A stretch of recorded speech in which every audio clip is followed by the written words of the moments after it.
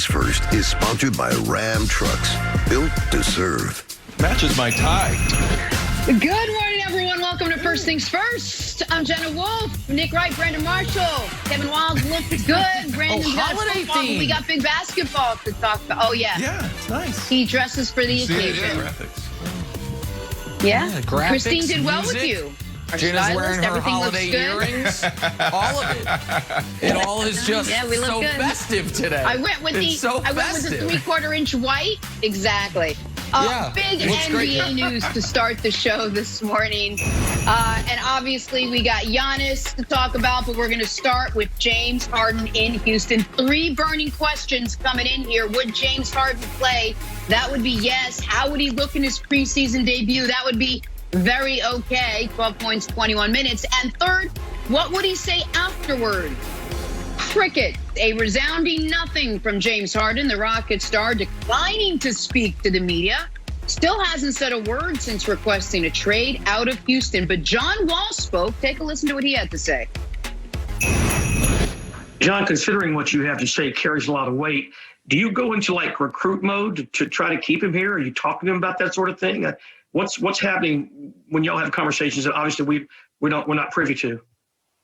End of the day, that's a friend. I've been cool with James before we even became teammates, and never thought this idea we would become been on the same team. End of the day, he's gonna do what's best for him, and the organization's gonna do what's best for them also. So, most important thing is when we step on that floor, we step into practice. We're focusing ourselves on basketball, and I don't try to ask him about that because that's his personal business. All I worry about is what we can do to make this Rockets team the best team it can be, while everybody is here, and move forward with that.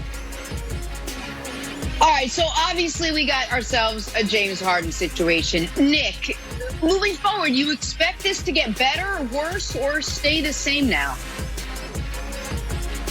It's not going to get worse, and it's not going to get better until they trade him. So I think it's going to stay the same, and I don't think that's a terrible place for the Rockets, and I don't think it's necessarily a terrible place for James Harden. I want to back up about a week. Because last week, I was very hard on James Harden for how he was handling his holdout. And in part of that was because I have been so overwhelmingly supportive of James Harden, especially compared to other members of the media, other members of the basketball media, that I felt like him no showing, no calling essentially to work was a bridge too far. But now that he's there, here's what you get with James Harden. Since he's been a Houston Rocket, 8 years ago, they acquired him. No one has scored more points. No one plays more minutes per game. Only Chris Paul and, in fact, only Damian Lillard and PJ Tucker, have played more total games. He is a walking playoff berth. He and Chris Paul are the only superstars to play in the playoffs every year over the last 8 years. And he cares too much about his legacy and his numbers to just mail it in. So while the Rockets try to figure out where they are going to trade him to, and they are going to eventually trade him, I don't think that can be salvaged. James Harden's going to do what James Harden does. Take a bunch of shots, take a bunch of free throws, score 30-plus points a night, and win about 2 out of every 3 games he plays in. Like, that's what is going to happen while the Rockets figure this out. So, Brandon, I don't think it's going to get better. I don't think it's going to get worse. I think you saw James Harden in a Rockets uniform last night. The holdout's over, and he's going to keep playing. Nick, it gets worse, buddy.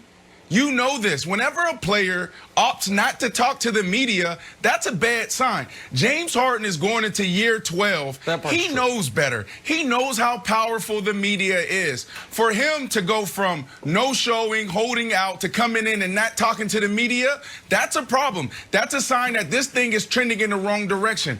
Everything you said, Nick, is the reason why I believe it gets worse. This guy wants to win. You got to think about the little things that happen on the team every single day that makes teams come together. It makes everything comfortable. It's hard. This is a billion-dollar business. These guys are getting paid $300 million, almost $300 million a year. How much money do they make off of the court?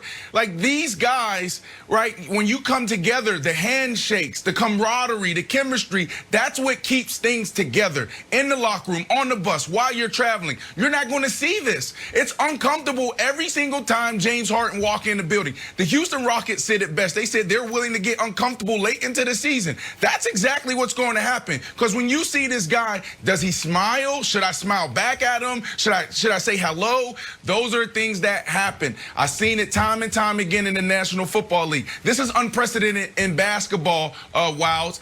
But in the NFL, we see it all the times. And when the cameras are not on, it's like, man, you know, we got to answer questions. You just saw John Wall sit up there in his press conference. He's going to have to answer those questions every single night. Is James Harden in? You guys are playing really well. Do you think he's going to stay? You guys played bad. Do you think James is upset? I think this gets worse, Wilds. Okay, I think it gets much better. And if I was the Rockets, I say 10 games. Give us 10 games, because here's the Rockets' schedule.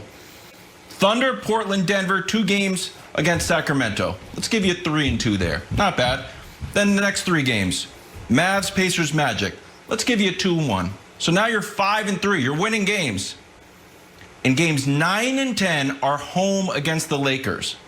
Nick, if they win those games, I think winning solves all, and next thing you know, James Harden's happy. And I don't know how you can go demand a trade if you beat the champs back-to-back. So I think you say, hey, give us 10 games, knowing that those Lakers games are coming up, maybe even LeBron the rest of that game, who knows?